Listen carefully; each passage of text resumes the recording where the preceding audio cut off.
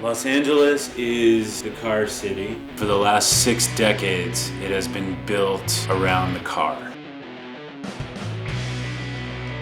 It's scary to actually be on anything other than a car.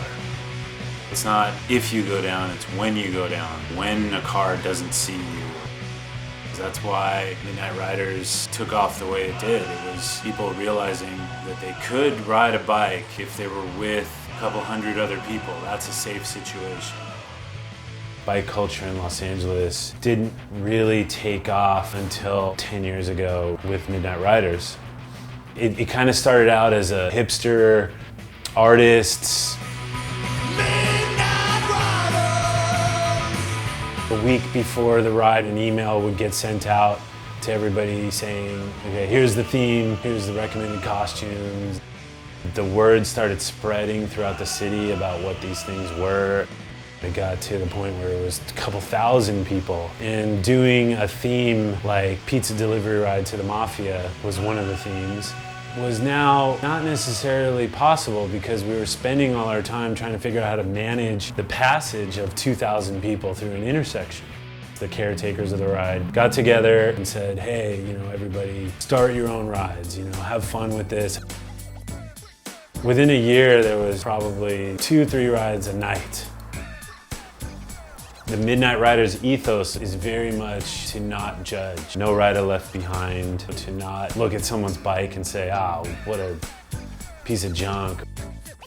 There's no classism in the bike scene. It's really beautiful, actually.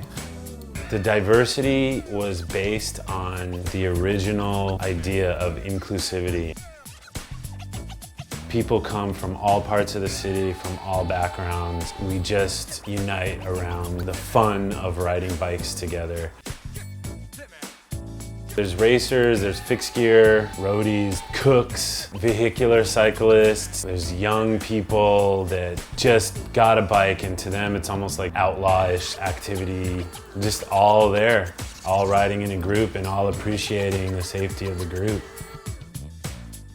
One day it just sort of clicked in my head.